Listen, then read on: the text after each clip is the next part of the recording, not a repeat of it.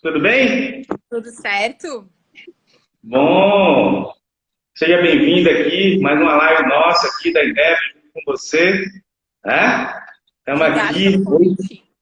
a gente que fica feliz em estar aqui junto com vocês da Proa, junto de Tô em você. casa, né? Tô em casa. É isso.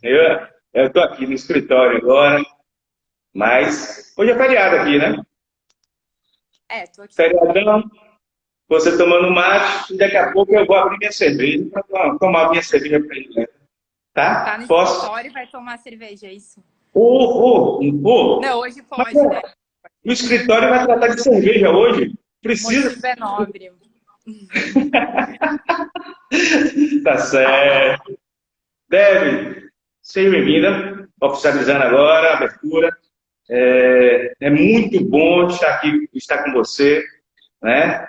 A gente está passando por um momento muito conturbado aí da população, mas a gente não pode deixar de valorizar as coisas boas que existem na vida e tentar sempre conduzir para que tudo dê da forma mais certinha possível, né? E hoje nós vamos falar com você sobre cerveja. Olha,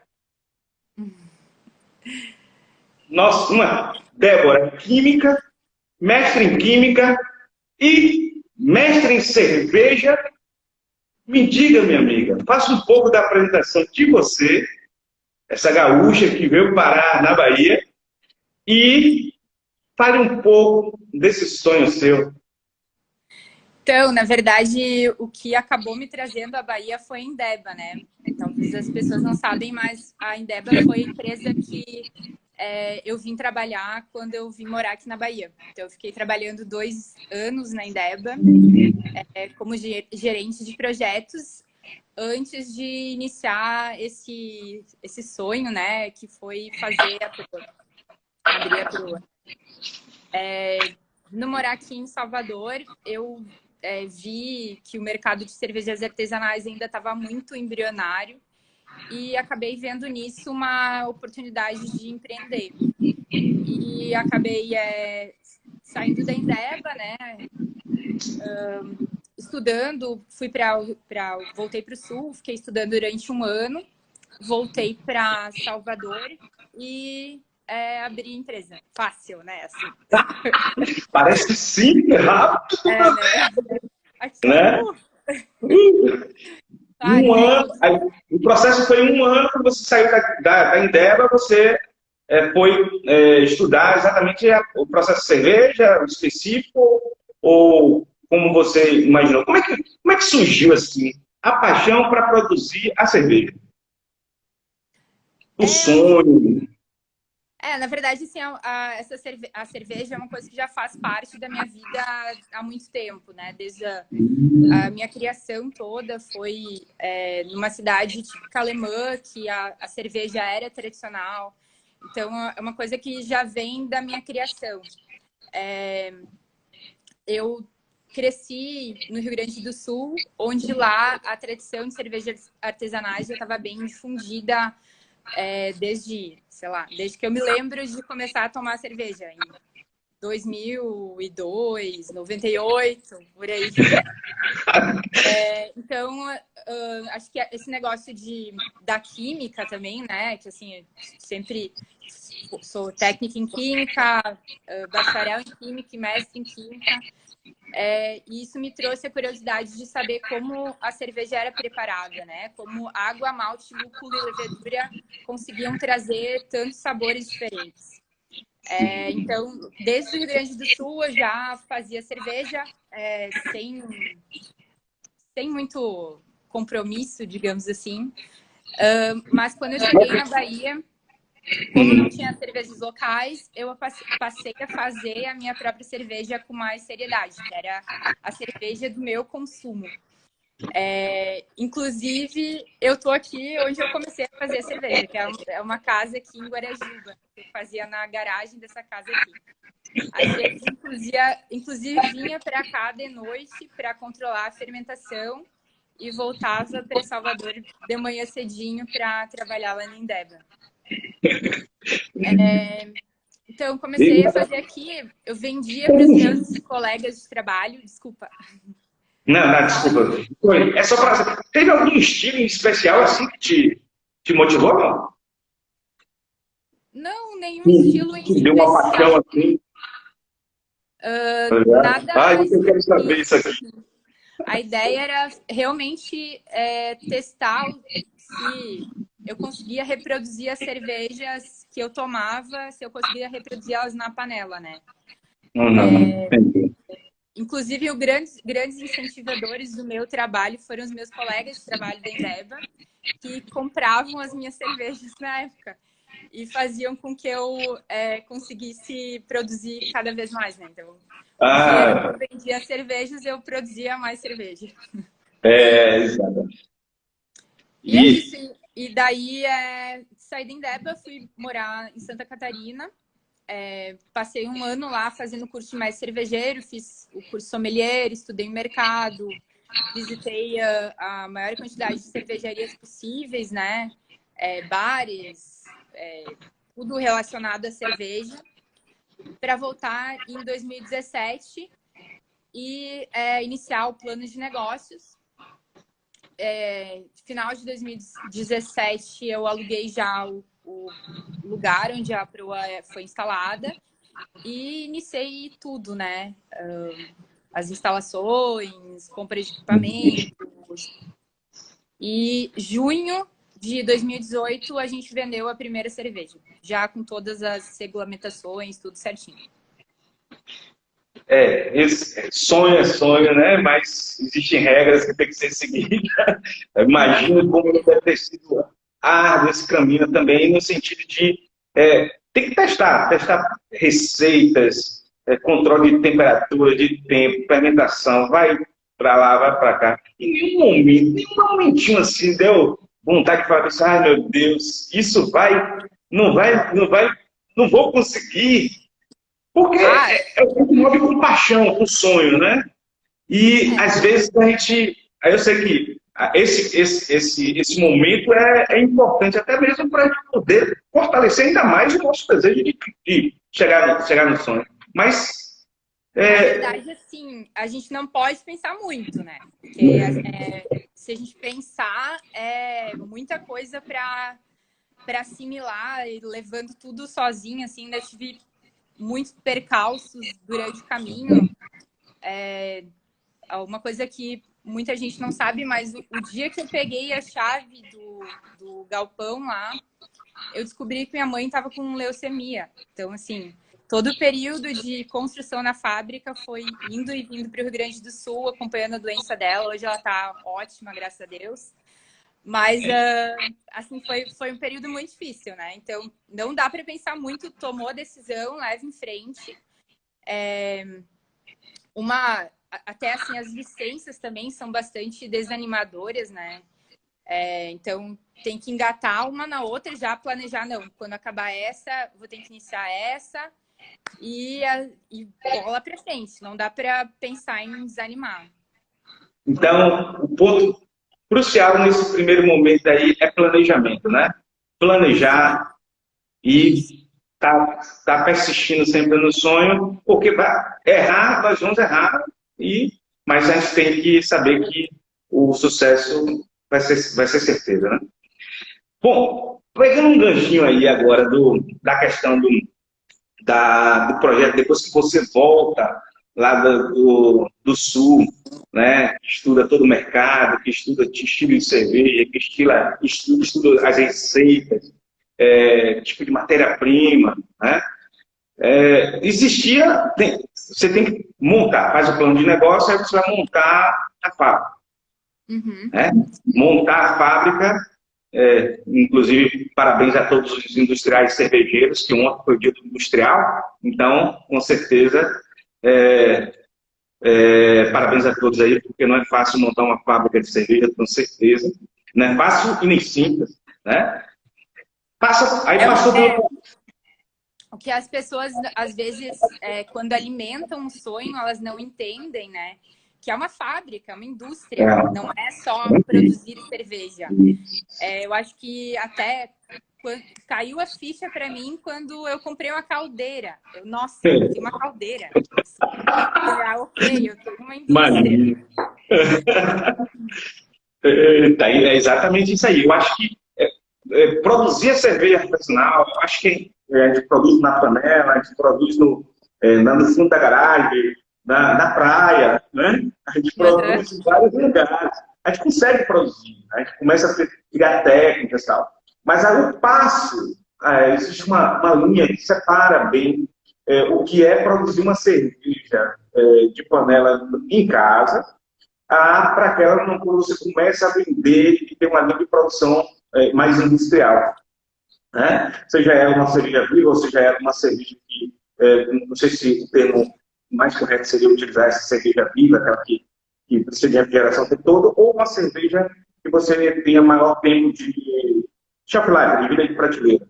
Mas, assim, eu vejo que existe uma separação e muitas pessoas não estão preparadas para poder conceber esse projeto industrial. E aí termina criando uma relação de contaminação muito grande, e muitas vezes a perda da produção de cerveja termina sendo muito grande também, né? E os off-flavors, off-flavors,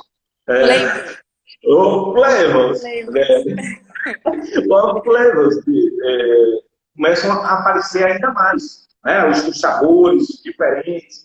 Você projeta uma cerveja com sabor X e aí começa a aparecer o X mais 2 ou o X menos 1, né? Começa a aparecer, os defeitos começam a aparecer.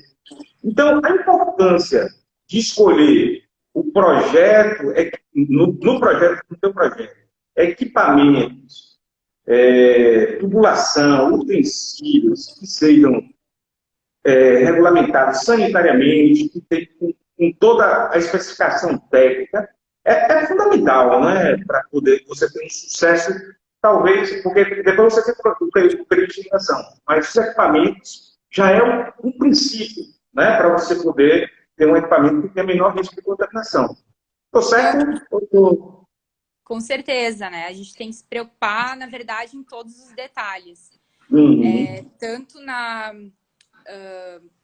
no material que a gente vai utilizar, né? Tem que ser tudo alimentício, né? Inox, ou então plástico alimentício, né? As torneiras, as tubulações móveis, todas com que seja alimentício. Tubulações, por exemplo, não pode ter né? Que comprometam o fluxo, que a gente não consiga limpar direito com o então, a gente tem que analisar o desenho. As bombas têm que ser com fluxo, uma potência suficiente para que elas consigam um fluxo regular, para que no momento que a gente faça a limpeza, a gente não tenha problemas com isso. Tem que verificar os spray balls, né? Se os furos não são muito grandes ou então não são muito pequenos, para que eles consigam abranger todas as áreas no momento de limpeza. Então, todas as instalações, elas têm que ser checadas para que elas fiquem... Alguém está reclamando que o áudio está baixo. É meu ou do Ricardo?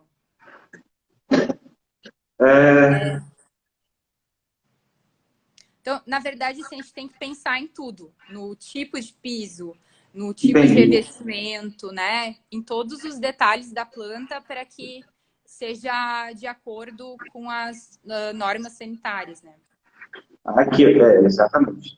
Eu acho Casana, porque quando a gente fala em produção de cerveja, ela está alinhada com um mapa, né? O Ministério da Agricultura, Pecuária e Abastecimento, quando você vai pegar registro, e Anvisa também, ou alinhada... Como é que o mapa é para o registro da cerveja, não é isso? Ou da produção? Na verdade, é o registro da cervejaria, né? Que tem que ser registrado no mapa. O mapa é o órgão maior, assim, que regulamenta toda a cervejaria. Então, a cervejaria tem que ser regulamentada no mapa e todas as cervejas, elas devem ser registradas também no mapa. Não só a cervejaria. Então, antes de lançar a cerveja, a gente tem que fazer um registro daquela cerveja no mapa, né? Para ela estar regular. Essa é a importância. Nem toda cerveja tem o registro no mapa, porque, na verdade, a produção artesanal, muitas vezes, a gente tem as pessoas nem sempre conseguem registrar todas as cervejas, né? Mas, assim, é importante, até a sua preocupação, a preocupação da Proa Cervejaria, né?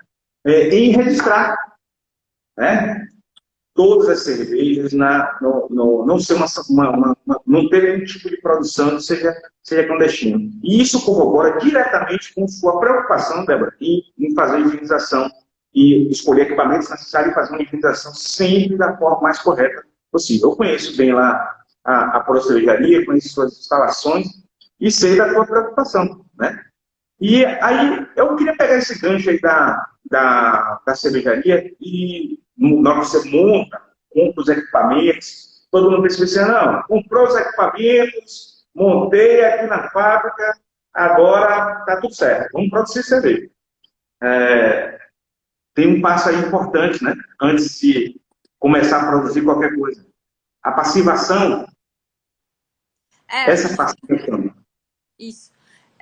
Todos os equipamentos eles têm que ser condicionados, né, primeiramente, antes de entrar em operação, né? Então, o primeiro passo é a passivação, que a gente vai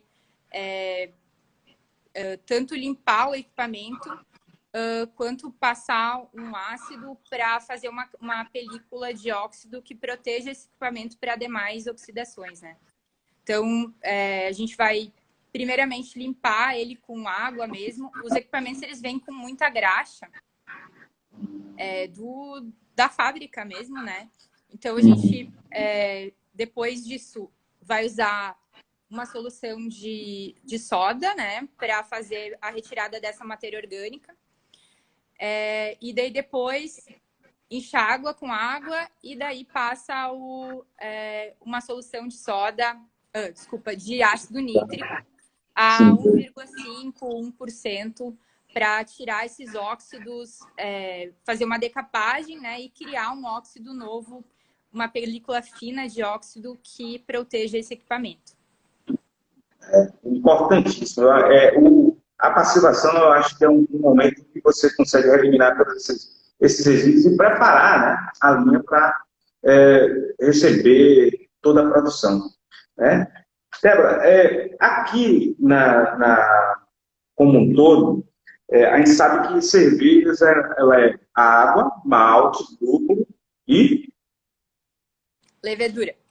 Levedura, né? Então, os quatro elementos são os básicos. Mas, cada vez mais, as cervejas estão utilizando mais ingredientes, né? Cada vez vem aumentando a utilização de mais ingredientes em cervejas, né? Eu queria, antes de começar no processo de higienização específico, para a gente poder falar de produto e de desinfetantes em geral, eu queria entender assim, você acha que existe um ingrediente em específico que pode prover mais a contaminação da cerveja? Assim, vamos falar dos quatro elementos mais básicos. Se existe algum outro elemento, por exemplo, até conversei contigo recentemente, uma fruta, por exemplo, o que pode, de repente, prejudicar mais hoje em termos de contaminação, de entrada de contaminação, né? Porque pode ser, no processo, de repente, a gente vai ter fervura, vai ter algumas coisas que você vai eliminar algumas fontes de contaminação, mas na entrada, né, como é que a gente pode, de repente, avaliar isso? Na verdade, assim, ó, se a gente vai visitar numa cervejaria, a gente vai ver que, por exemplo, o malte ele é armazenado no chão, né, da cervejaria. Ele vem num caminhão, sem cuidados maiores, e é armazenado numa sala que ele fica no chão, num saco, sem maiores cuidados, né? Claro, a gente tem cuidados desse malte, ele não tá com mofo, não tá a gente cuida muito com pragas, né, assim, ratinhos adoram maltes, então a gente tem muito cuidado com como fala? Ou a gente chama lá um tiozinho para matar os ratinhos, as baratas, né? Controle de pragas, controle de pragas, né? A gente é bem rigoroso na cervejaria. E assim, a primeira etapa de mosturação. Então, é onde a gente vai fazer uma espécie de sopa para elevar a temperatura nesse processo para retirar uma quantidade maior de açúcares desse malte. A segunda parte, a gente vai fazer a lavagem desses grãos, né, desse malte, para conseguir extrair uma quantidade maior de açúcares e vai fazer uma filtração, né, uma clarificação desse líquido para passar para a terceira etapa, que é a etapa de fervura. Então, é na etapa de fervura que a gente vai ter uma esterilização desse líquido, né? Então, a partir daí, todos os cuidados são extremamente importantes. Ela não vai ter mais controle, não vai ter mais contato com o ar, né? Então, a partir daí, depois que ela sai da fervura, todos os processos são fechados. Para que a gente vai inocular a levedura, só que tem que ser uma levedura cervejeira, né? Que a gente não pode... tem que cuidar com a pureza dessa levedura para que não ocorra nenhuma contaminação na cerveja. Agora, o uso de adjuntos, como, por exemplo, frutas, tem que ser usado com muito cuidado, né? Eu estava até falando para o Ricardo que a gente usa alguma coisa na fervura ou a gente usa fruta nas nossas sours. Dificilmente a gente usa fruta na cerveja que não seja uma cerveja que já está já ácida, né? Exatamente por causa desse risco de contaminação. Eu não sei se vocês têm alguma solução para essas frutas, né? Porque se as pessoas não sabem, tem uma microbiota muito ampla, né, nas frutas que pode incorporar essas leveduras ou bactérias que a gente não gostaria que tivesse na cerveja.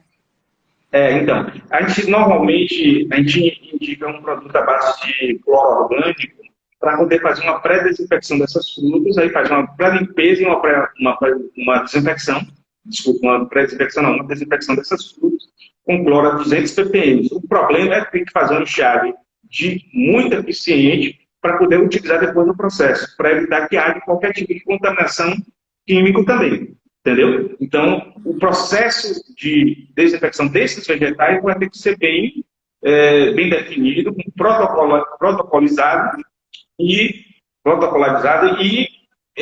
ter um enxágue bem eficiente para depois você colocar no processo como um todo. Dá para fazer? Dá. Entretanto, eu acho que o risco menor é como você faz hoje, tá? Você utilizar já em etapas que você tenha já condições de temperatura ou de acidez que já minimizem qualquer risco de contaminação. A gente foge, assim, a gente corre do cloro na cervejaria, a gente faz tudo para eliminar o cloro, porque o cloro ele é um agente que pode provocar o que a gente chama de geoflavor, né? Que é um aroma e sabor indesejado na cerveja. Especificamente do cloro, ele forma o clorofenol e vai dar um gosto de band-aid medicinal que a gente não curte, né? Nossa, band-aid medicinal! Pô, agora você foi longe, nem me lembrar, rapaz, mas agora... Chega quando você fala, vem na cabeça, assim, nossa. A gente, inclusive, assim, tem um cuidado muito grande na água, né? Que a gente utiliza a água da rede, mas ela passa por algumas etapas de filtração, filtro de areia, filtro de carvão ativado, exatamente para retirar esse cloro, porque ele é totalmente indesejado no processo, né? Então, se a gente vai fazer uma limpeza de um produto que contém cloro, né? Eu acho arriscado, mas enfim. Entendi. Não, realmente. Essa é uma discussão. E talvez seja por isso que nós não utilizamos, em cervejaria, normalmente não se utiliza cloro no processo CIP, né? Justamente porque pode gerar esse tipo de resíduo e contaminação. Bom, então, Débora, falando aqui sobre a questão da... Ricardo, Desculpa. só uma outra opção também seria utilizar as polpas de frutas pasteurizadas, né, no processo. A gente tem uma cerveja de um cigano que produz lá na Proa, né, que é uma... Para quem não sabe, os ciganos são produtores que não têm só fábrica e fabricam em outras unidades, né? Eles utilizam polpa de umbu e essa polpa ela é pasteurizada. Eu acho que perde um pouco das propriedades da fruta, né? Mas é uma opção também nesse caso. Realmente, é uma opção. Mas aí termina você perdendo um pouco como você falou, principalmente de características sensoriais eu acho que perde um pouco do sabor mais intenso.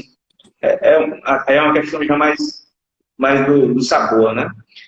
Bom, Débora, então, assim, passando por esse tipo de contaminação, assim, mais direta de entrada, na produção, né? Hoje a gente tem produção, você recebe toda a matéria-prima, depois você começa a produzir com todos os equipamentos, e tem a parte de invase, embarrilamento ou de invase. O lugar, você falou ali que depois da fervura ali, todo o controle tem que ser maior, né? Não é isso? Por conta de ter um risco de contaminação, até mesmo que você vai inocular o fermento, tem toda uma preocupação. É comum, porque é fechado, mas é comum, por exemplo, ali você vai ter refrigeração, vai ter controle de temperatura também, né? Quando você tem... Aí, nesse controle, você tem que fazer isso diário, tem que fazer isso... Como é que você faz esse controle? O termômetro está lá, entende? Mas você termina fazendo, por exemplo, uma contagem de placa em algum momento, ou não? Ou é recomendado, não é recomendado? Na cervejaria, a gente não tem um controle, a gente não faz nenhuma medição microbiológica, né? A gente adquire cepas de leveduras que são puras, que a gente compra liofilizadas, e a gente faz recuperação de fermento também. Mas tudo com muito cuidado, né? Não consigo ler e responder tuas perguntas ao mesmo tempo. Débora, mas tudo com muito cuidado para não tem ter gente aqui falando que quer saborear sua cerveja já, de imediato. Cleiva Camargo, do Goiás. É mesmo? Que legal. Olha aí, ó. Vamos lá. Sim, continue, desculpe, te interrompi. Não, então, Bom, a gente ainda não tem um laboratório microbiológico lá na Proa, né? Uma próxima etapa para a cervejaria. Então, a gente compra a cepa pura, liofilizada do laboratório e utiliza na cerveja, né? E a recuperação da levedura a gente faz com todo cuidado também para que não tenha uma contaminação. Beleza, show de bola. Tá, então agora vamos falar do processo de higienização, segunda etapa, segundo ponto aqui, conhecemos um pouco da sua produção, sabemos dos equipamentos, da preocupação dos equipamentos, da escolha dos equipamentos sanitários, né, da escolha, da preocupação da escolha das matérias-primas para serem trabalhadas, como fazer para poder evitar a contaminação, mas isso não é o 100%, porque sem higienização, com certeza, você vai ter uma contaminação eminente, e isso aí é complicado para todo mundo. Me diz uma coisa, comenta para mim assim, hoje você, dentro da cervejaria, os tipos de higienização, CIP, higienização ambiental, higienização pessoal, e você tem a parte também de limpeza, desinfecção de garrafas e barris, não é isso? Isso. Como funciona cada etapa? Como funciona na tua cervejaria? Então, o CIP, né? O CIP dos equipamentos é uma etapa super importante, sim. que a gente dá muita atenção. Bom, todas as partes que a gente tem a oportunidade de chegar com a mão, a gente faz uma limpeza mecânica. Inclusive, a gente desmonta as partes do tanque, por exemplo, né? As válvulas, deixa em molho para, assim, de um dia para o outro, quando a gente tem essa oportunidade, para fazer uma desinfecção maior dessas partes. Ou então usa a escovinha em todas as partes que a gente tem contato. De vez em quando, a gente ainda coloca um estagiário dentro do tanque para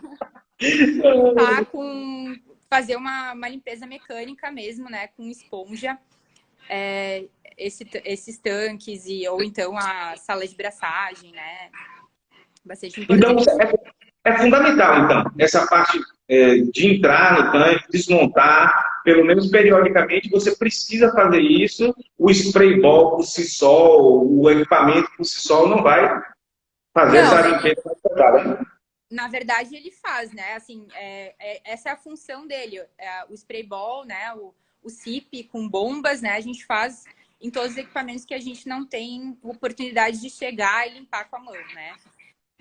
Mas, assim, sempre quando a gente consegue, de tempos em tempos, a gente faz essa limpeza em todos os locais que a gente consegue alcançar.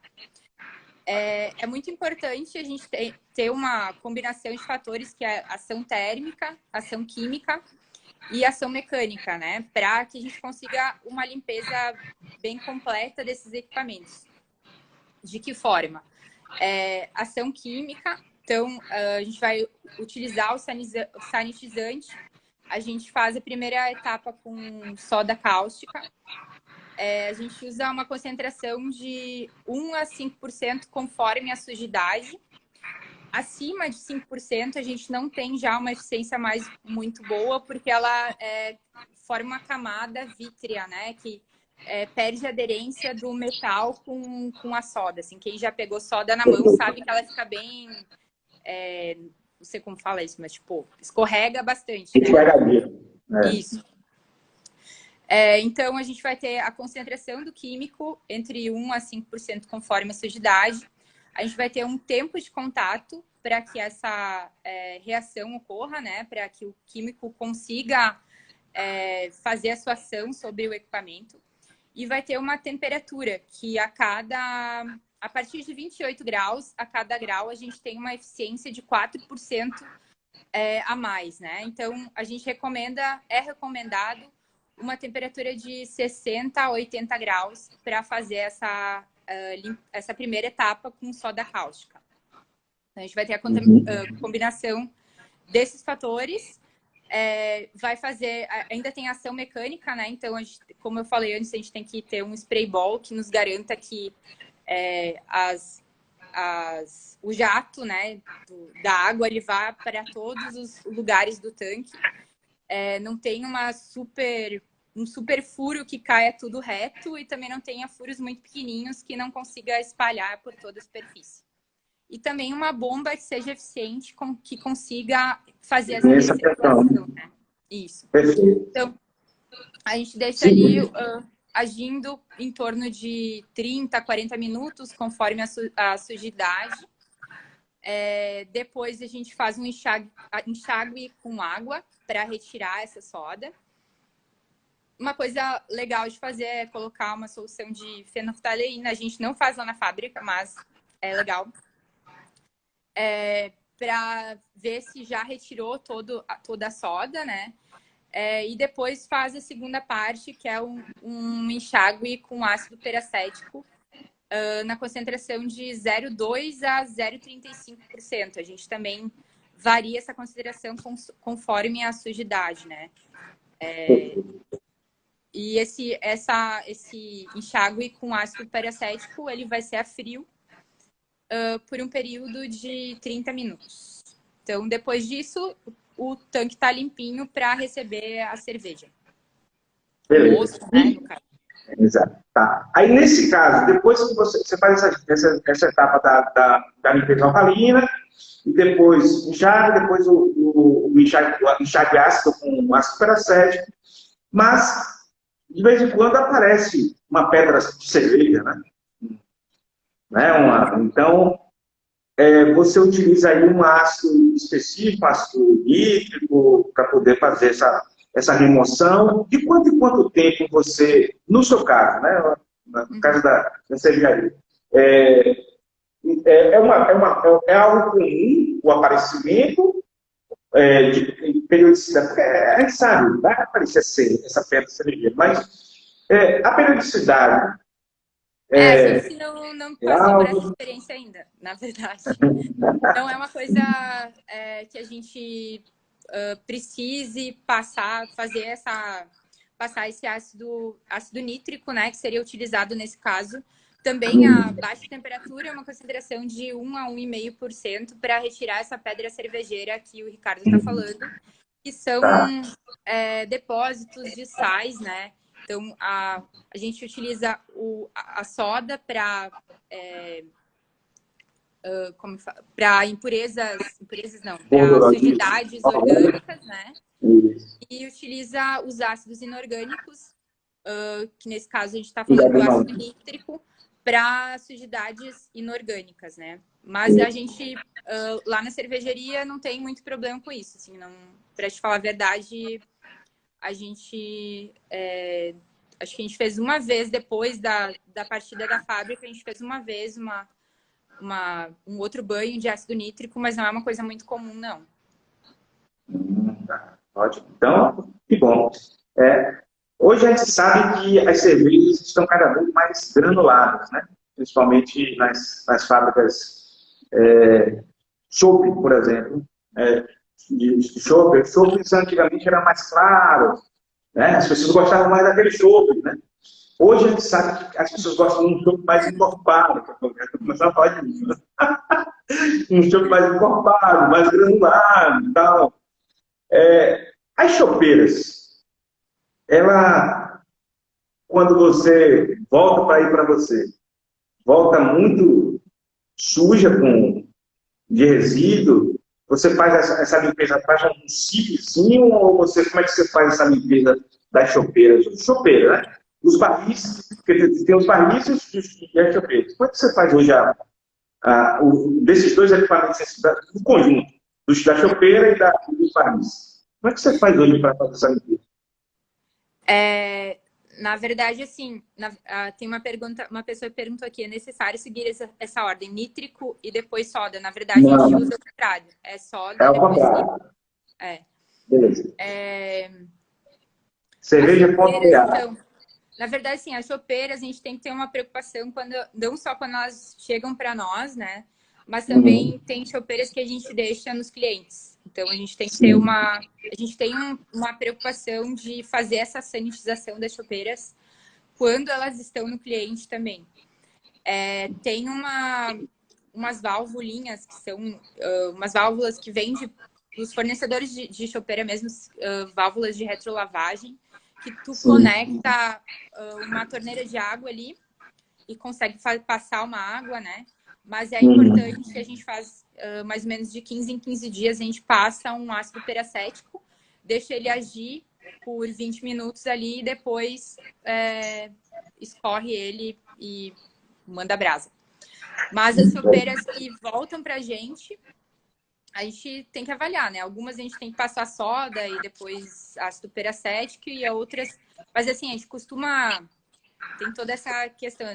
Quem vê, por exemplo, nossos bicos, né? A parede dos bicos lá da fábrica, dos TEPs, a gente costuma fazer uma sanitização desses TEPs também regularmente.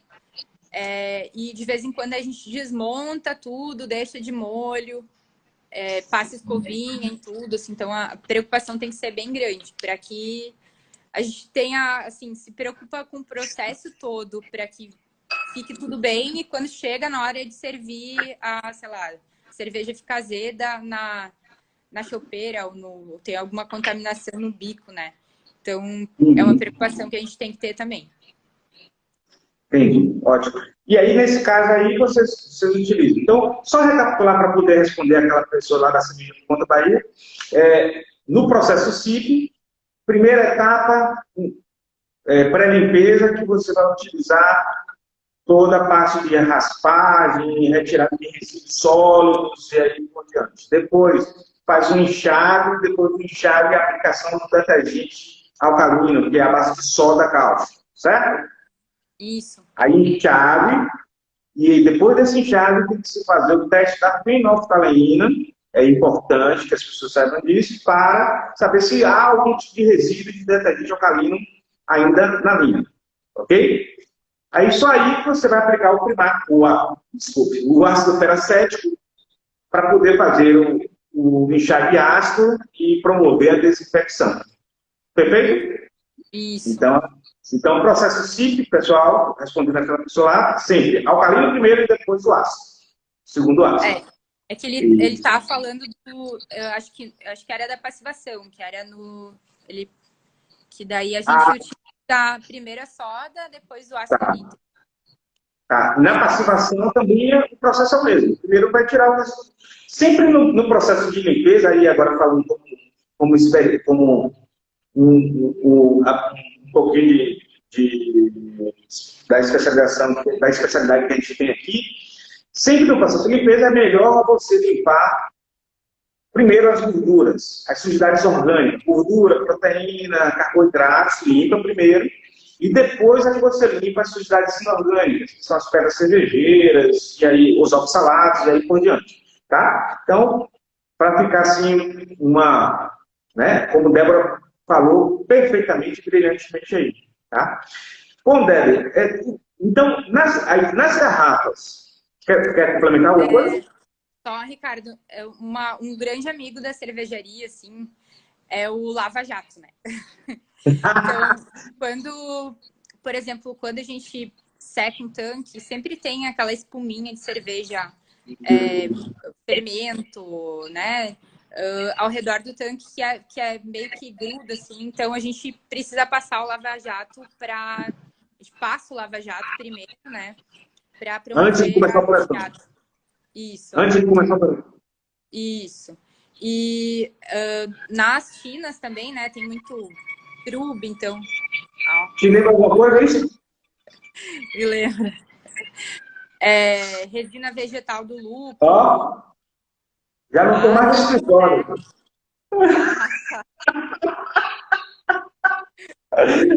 Tá bom? Então agora, ó. Saúde. Eu só tenho saúde. Então, o Lava Jato nos auxilia bastante, sim, nesse processo. É bem importante. Tá. Entendi. E tu tinha me perguntado também em relação ao barril, né? A gente tem uma lavadora de barril lá na proa que a gente não precisa desmontar o barril para lavar por dentro, né? Então, a gente só conecta o barril na lavadora e ele faz todo o CIP, né? A gente tem um compartimento para a solução alcalina e um compartimento para a solução de ácido peracético. Ele primeiro faz a lavagem com água, depois solução alcalina a quente, depois água, depois peracético e depois enche com CO2. Então, a gente não tem nem preocupação de estar em contato com oxigênio, que depois pode oxidar a cerveja. E, assim, tem certeza que ele limpou tudo, né? A gente também tem a opção de passar vapor, que é uma boa opção. Nos nossos barris, que a gente faz isso periodicamente. Entendi. Tá. Aí, nesse caso, aí você acabou a limpeza ali, e aí você também tem um processo que você recebe embalagem em garrafas, e aí as garrafas você faz um processo também de um enxágue ácido, que ela já vem virgem, né? Já vem limpa, você não faz mais descarregamento. Já vem limpa. Isso. Tem até muita gente que nos pergunta, né, se pode trazer as garrafas para reaproveitar, mas não, para nós seria um processo bastante oneroso, né, que não vale a pena. As garrafas, elas vêm em pallets já limpas, novinhas, mas a gente faz um enxágue com ácido peracético para tirar a poeira, né, fazer uma limpeza superficial. Entendi. Aí depois disso aí, ela passa pelo processo de invase, né, para poder... Isso. Né? As nossas cervejas ainda não são pasteurizadas, hoje elas não são pasteurizadas, né? A gente optou por não fazer pasteurização para manter o frescor da cerveja. Então, depois disso, assim, o líquido que vocês recebem na garrafa é o mesmo líquido que vocês recebem no barril. Não tem nenhuma diferença de processo. Beleza. Bom, então aí a gente falou de higienização simples, falou do processo da higienização dos barris e da garrafa. E nós temos dois outros processos de higienização que você também faz na sua fábrica, que é a higienização pessoal, a higienização pessoal, que é super importante hoje, até mesmo com essa questão da pandemia, da Covid-19, a gente tem uma responsabilidade de reforçar ainda mais o protocolo de higiene pessoal. Que através dele, com certeza, a gente vai ter menos uma pessoa, em 30 minutos, ela consegue tocar até 300 partes ou equipamentos ou utensílios diferentes no momento da vivência desses 30 minutos. Então, a mão vira um contaminante. Né? Então, o protocolo de higiene pessoal dentro do processo de feitura da cerveja é super importante, higiene pessoal. Perfeito? Sim. Então, estimula. Você já tem álcool gel para vender, hein? Porque eu estava na feira. Tem um álcool gel, tem um álcool 70, tem um álcool com gel antisséptico, tudo para poder combater aí. E tudo registradinho ali na mesa, tá? Ótimo. Então, pronto, não, pode falar. Assim, desde que, né, antes de todo mundo usar o álcool em gel, a gente sempre teve vários dispositivos, como chama aqueles negocinhos? Dispensers pela fábrica, porque é bastante importante para as pessoas fazerem essa higienização. Higienização das botas também, né? É muito importante. A gente tem uma roupa só para usar na cervejaria e as botas é bem importante também para que, né, não haja contaminação cruzada, essas coisas assim. Tá. Na higienização da bota, um detergente normal, detergente automaticamente né? Para poder um detergente neutro para limpar das botas. Já que você tem botas específicas para adentrar na fábrica, não é isso? Isso. O pessoal troca de roupa, né? Quando chega na cervejaria e coloca os sapatos que eles usam só lá, que são as botas de borracha. Inclusive, nesse período agora de inverno aqui na Bahia, né? O inverno na Bahia é muito quente e muito úmido. Então, a gente tem muito problema com proliferação de mofos, né? Tem um produto que a gente compra de vocês, que eu não sei o nome dele, mas ele é bem alcalino e super bem... se cai na mão, ele é bem corrosivo, que eu não sei qual nome. Primates DGA. É esse mesmo. Que a gente usa bastante para fazer a sanitização de pisos, essas coisas assim. Até a parte externa do tanque, né? Que a gente tem que ficar tudo com mofo, então tem que lavar tudo, parede, tudo. A gente usa esse detergente aí. Beleza. Então, isso é muito importante. Essa higienização ambiental é fundamental também. Então, eu ia falar agora, pegando esse seu gancho, de falar sobre a higienização de pisos, né? Então, tem que fazer a higienização de piso, parede, né? Equipamentos de utensílio tem que ser também periodicamente limpos e desinfetados. E a intenção é exatamente essa aí, indicar um produto que possa ser específico para essa finalidade. Né? Então, quando as pessoas pensam, que legal trabalhar numa cervejaria, né? Vou beber o dia inteiro. Na verdade, não. Isso é puro glamour. A gente passa o dia limpando o chão. É o que a gente mais faz na cervejaria. É limpar tanque, limpar utensílios e principalmente limpar o chão. Ixi. Então, esquece o glamour. O glamour, né? É isso aí. Quem sabe somos nós, aí tá lá dentro. É isso aí. A cervejaria, ela tem uma dinâmica. Todo mundo pensa assim, não, vou fazer a cerveja hoje e amanhã ela está prontinha para beber.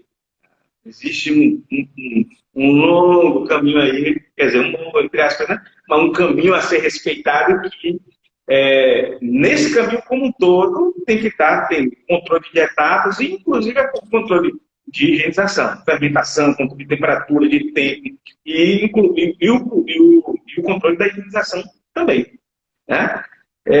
Essa é uma parte que nos move aqui, né? Nós da Endeavor, vamos dizer assim, vou dizer pela Endeavor, de poder estar contribuindo sempre para poder reduzir esse nível de contaminação. Produtos sempre registrados e os produtos apropriados para a cervejaria. Né? A gente tem algumas perguntas aqui, Débora, que eu gostaria de fazer para você sobre a questão assim.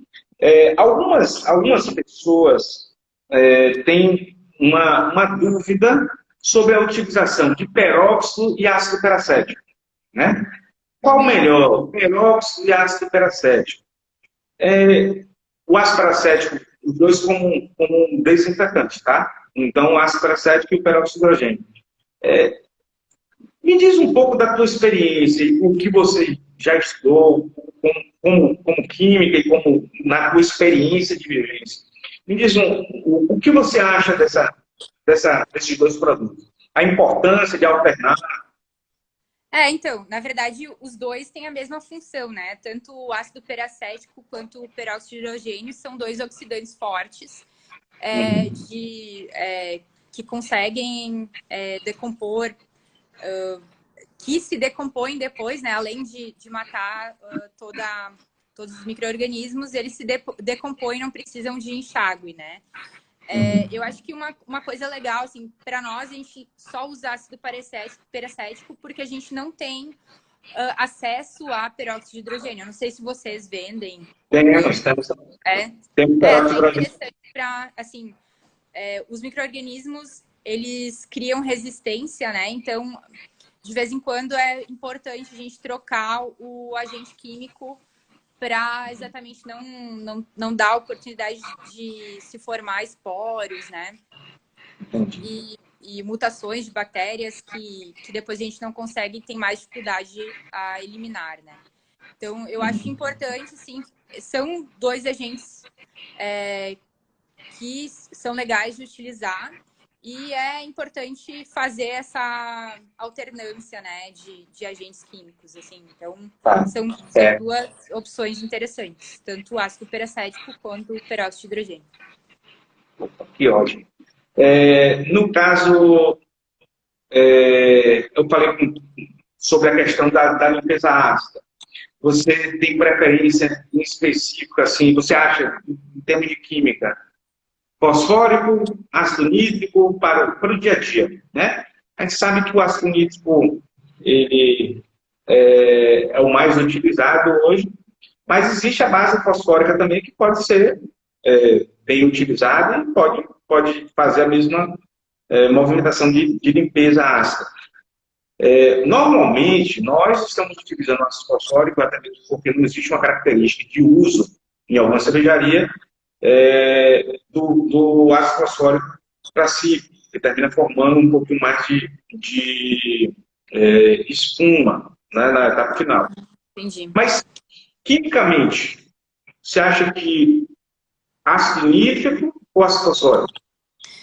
Na verdade, assim, eu sou da indústria química. Antes da cerveja, né? Eu trabalhei em petroquímica e fazia passivação de... Nossa, dando um eco aí, né? Como é? Passivação de equipamentos, passivação de tubulações, e a gente sempre utilizou ácido fosfórico. Então, meu primeiro contato com ácido nítrico foi depois na cervejaria, né? Eu não sei se... Assim, a minha experiência é que o ácido fosfórico ele formava uma película mais uniforme de óxido no metal, né, do que o ácido nítrico. Mas acho que são ácidos de forças similares, né, ácidos médios, moderados. Então, para nós, está funcionando super bem o ácido nítrico na cervejaria também. Então... não tenho muita... Já que a gente não mede, né, a espessura desse filme, não tenho dados, assim, para poder comparar. Tá? Hoje, você imagina que... eu sei que a produção de cerveja diminuiu um pouco por conta da demanda, mesmo da demanda dos bares, restaurantes e assim por diante. Mas eu creio que depois que passar no primeiro momento, no retorno, vai voltar a todo vapor e talvez até com mais força a produção de cerveja e a demanda para ir a lugares abertos, né, em bares e restaurantes. Você também tem investimentos em bares, em um bar da Proa, né? E ilhas também, até em aeroportos. Né? Esse processo de higienização também segue os protocolos de higienização e segurança da fábrica, não é isso? Não, com certeza. A gente compra produtos de vocês também para higienização de copos, por exemplo, né? Máquina a quente e tal. Vai ser um processo de retomada, eu acho que um pouco complicado. Ô, Ricardo, só para te avisar que o nosso tempo está acabando aqui. Está acabando, certo. Hoje a gente... Até, assim, um grande meio da gente vender cerveja, assim, bastante novo no mercado é através dos growlers, né? Que até eu vi que tu tá com um growlerzinho da Pro aí. E é legal, assim, quando esses growlers retornáveis, né? Também tem um processo de higienização específico. E a gente utiliza água quente e sabão. Tu, né, como usuário, é interessante, se depois de tu tomar toda a cerveja do growler, tu fazer essa higienização com água quente e sabão. E quando chega na cervejaria, a gente passa limpa com sabão, né, e esponja, e depois passa um álcool antes de entregar para o cliente também. Beleza. Esses cuidados. Eu queria agradecer, estamos andando no final, queria agradecer muito a tua participação aqui. Importante, de novo, na hora certinha. E mais um gole, né? Saúde. E dizer o seguinte, saúde, e aí dizer o seguinte, que nós estamos aqui à tua disposição, gostamos muito de tudo que foi abordado aqui, você é uma fera mesmo, e dizer que estamos orgulhosos de você ter iniciado aqui na Endeavor e essa paixão ter sido transformada em algo, um ouro, né, na cerveja. Galera da Endeavor mora no meu coração, amor de saudade, tá vindo aí, uma galera muito show de bola. Abração para todo mundo que está nos assistindo, os colegas. E agradeço o convite e a confiança, né, por me chamar para falar para um assunto tão específico assim. Obrigada. Valeu. Galera, a gente vai estar salvo lá nos stories. Então, aí, quiserem recordar tudo que nós falamos aqui, vai lá nos stories da Endeavor, @Endeavor.soluções, que estará vindo lá. Em breve, disponibilizaremos